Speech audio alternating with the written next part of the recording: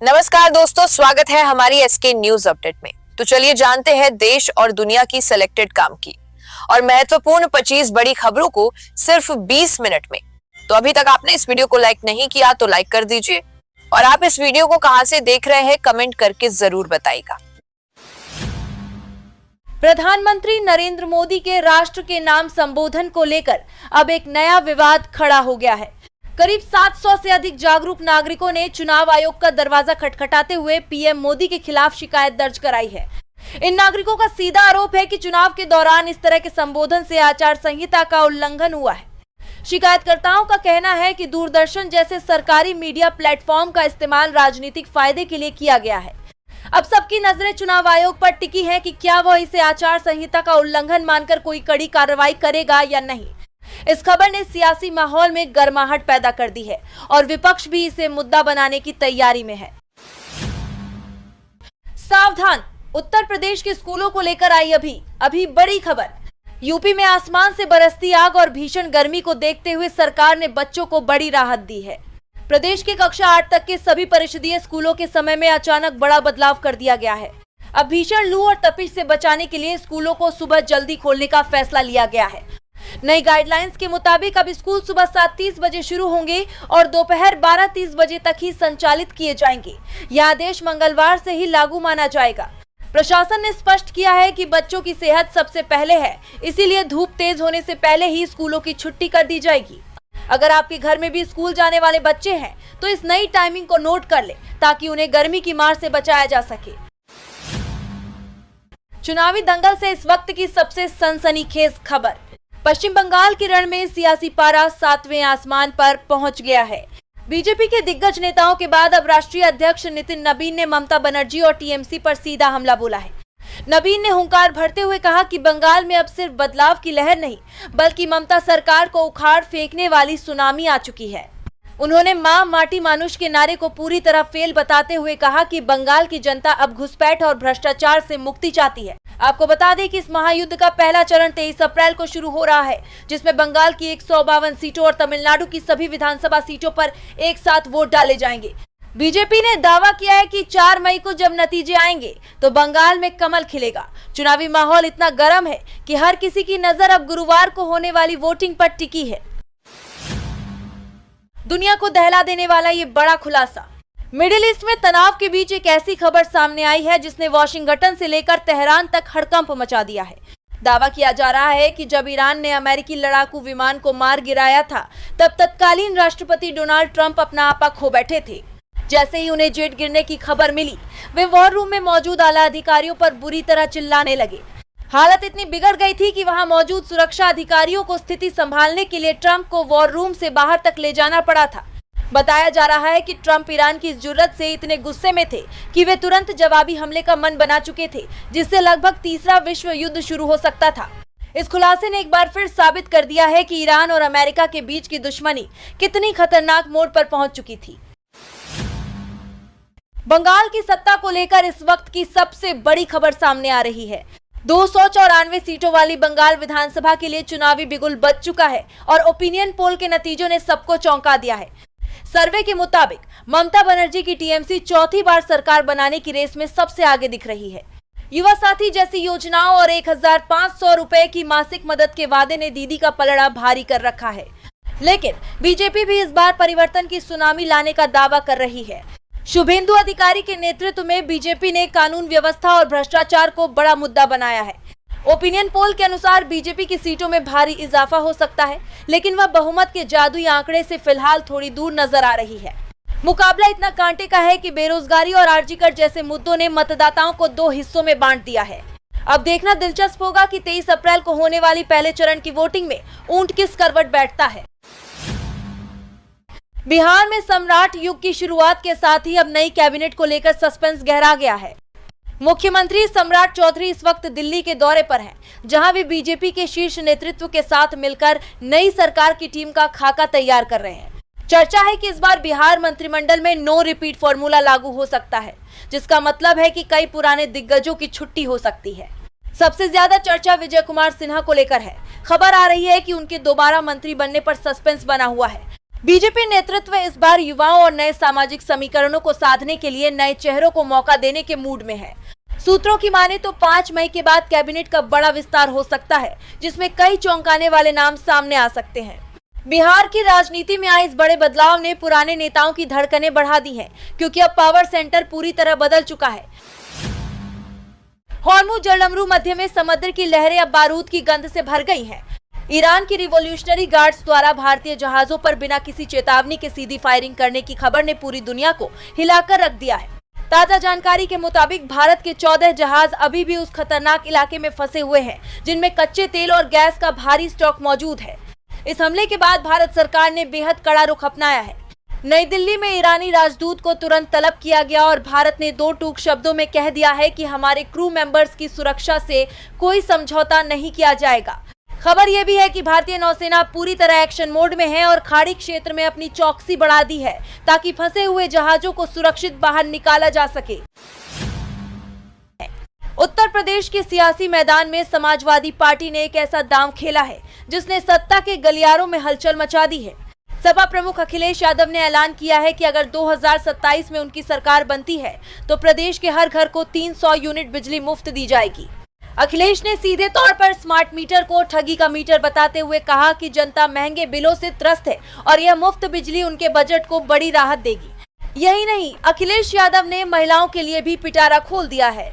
उन्होंने वादा किया है कि समाजवादी सरकार बनने पर जरूरतमंद महिलाओं को सालाना 40,000 रुपए की पेंशन दी जाएगी। इस योजना को नारी समृद्धि सम्मान या समाजवादी पेंशन योजना के विस्तार के रूप में देखा जा रहा है। अखिलेश ने कार्यकर्ताओं को एकजुट होने का आह्वान करते हुए कहा है कि जैसे 2024 के नतीजों ने चौंकाया था, वैसे ही 2027 में बीजेपी को एक सीट के लिए तरसा देंगे। चुनावी जानकारों का मानना है कि मुफ्त बिजली और बड़ी पेंशन का यह कॉम्बो यूपी की राजनीति में गेम चेंजर साबित हो सकता है। दिल्ली के मुख्यमंत्री अरविंद केजरीवाल को हाईकोर्ट से एक बहुत बड़ा झटका लगा है। जस्टिस स्वर्णकांता शर्मा ने खुद को इस केस से हटाने वाली केजरीवाल की याचिका को सिरे से खारिज कर दिया है। सोमवार को अपना फैसला सुनाते हुए जस्टिस शर्मा ने बेहद तल्ख टिप्पणी की और कहा कि किसी राजनेता को जज की काबिलियत तय करने की इजाजत नहीं दी जा सकती। जस्टिस शर्मा ने केजरीवाल के तर्कों को जवाब देते हुए कहा कि केवल संदेह या मीडिया में चल रहे नैरेटिव के आधार पर कोई जज केस नहीं छोड़ सकता। जस्टिस शर्मा ने केजरीवाल के तर्कों को जवाब देते हुए कहा कि केवल संदेह या मीडिया में चल रहे नैरेटिव के आधार पर कोई जज केस नहीं छोड़ सकता। केजरीवाल ने तर्क दिया था कि जज के बच्चे सरकारी वकील हैं और वे कुछ खास कार्यक्रमों में शामिल हुई थी, लेकिन कोर्ट ने इसे पूरी तरह बेबुनियाद बताया। जस्टिस शर्मा ने 2 टूक शब्दों में कहा कि अगर आज दबाव में आकर कोई जज पीछे हटता है तो इससे न्यायपालिका की गरिमा को भारी ठेस पहुंचेगी। उन्होंने इसे कैच 22 स्थिति बताया, यानी एक ऐसी चाल जिसमें हार या जीत दोनों तरफ से जज को ही निशाना बनाया जा रहा था। इस फैसले के बाद अब ये साफ हो गया है कि वही बेंच इस मामले की सुनवाई जारी रखेगी। बिहार की सत्ता में पिछले कुछ दिनों से जारी सस्पेंस अब खत्म हो गया है और राज्य को सम्राट चौधरी के रूप में नया मुख्यमंत्री मिल गया है। बीजेपी नेता नितिन नवीन ने खुलासा किया कि नीतीश कुमार ने काफी पहले ही पद छोड़ने का इशारा कर दिया था। नीतीश अब केंद्र की राजनीति में सक्रिय होना चाहते हैं। बीजेपी नेतृत्व ने सम्राट चौधरी को उनकी आक्रामक कार्यशैली और पिछड़ों में मजबूत पकड़ के कारण चुना है। यह फैसला बिहार में एनडीए को नई मजबूती देने के लिए लिया गया है। अब सम्राट चौधरी के कंधों पर बिहार के विकास और आगामी चुनावों की बड़ी जिम्मेदारी है। बिहार की राजनीति से इस वक्त की सबसे बड़ी खबर। बिहार के नए मुख्यमंत्री सम्राट चौधरी आज दिल्ली के दौरे पर हैं। सीएम पद की शपथ लेने के बाद यह उनका पहला दिल्ली दौरा है, जहां वे प्रधानमंत्री नरेंद्र मोदी से मुलाकात करेंगे। इस शिष्टाचार मुलाकात को बिहार के भविष्य और नई कैबिनेट के गठन के लिहाज से बेहद अहम माना जा रहा है। सम्राट चौधरी पीएम मोदी के अलावा गृह मंत्री अमित शाह और जेपी नड्डा से भी मिल सकते हैं। माना जा रहा है कि इस बैठक में बिहार के विकास कार्यों और आगामी चुनाव की रणनीतियों पर चर्चा होगी। साथ ही बिहार मंत्रिमंडल में किन नए चेहरों को जगह मिलेगी, इस पर भी अंतिम मुहर लग सकती है। इस हाई प्रोफाइल मुलाकात पर पूरे देश की नजरें टिकी है, क्योंकि बिहार में अब एक नए राजनीतिक युग की शुरुआत हो चुकी है। मिडिल ईस्ट के तनाव के बीच एक ऐसी खबर सामने आ रही है जिसने पूरी दुनिया के कूटनीतिज्ञों को हैरान कर दिया है। दावा किया जा रहा है कि अमेरिका के राष्ट्रपति डोनाल्ड ट्रंप खुद ईरान के साथ होने वाली पीस टॉक यानी शांति वार्ता में शामिल हो सकते हैं। रिपोर्ट्स के मुताबिक पाकिस्तान की राजधानी इस्लामाबाद में इस ऐतिहासिक बैठक की तैयारी चल रही है। जहां ट्रंप व्यक्तिगत रूप से या वर्चुअल माध्यम से शिरकत कर सकते हैं। हालांकि इस बातचीत को लेकर तेहरान के मन में भारी हिचकिचाहट और अविश्वास बना हुआ है। ईरानी राष्ट्रपति मसूद पेजेश्कियन का कहना है कि वे दबाव में आकर कोई समझौता नहीं करेंगे, जबकि ट्रंप ने साफ कर दिया है कि अगर बुधवार तक कोई डील नहीं हुई तो वे जारी सीज फायर को आगे नहीं बढ़ाएंगे। ट्रंप ने चेतावनी दी है कि यदि शांति का रास्ता नहीं निकला तो फिर बमबारी का दौर शुरू हो सकता है। दूसरी मंत्री में पूरी दुनिया इस वक्त सांस रोककर इस्लामाबाद की ओर देख रही है, क्योंकि अगर ट्रंप और ईरान के बीच यह डील हो जाती है तो यह सदी का सबसे बड़ा कूटनीतिक चमत्कार होगा। बिहार की सियासत से इस वक्त की सबसे सनसनीखेज खबर।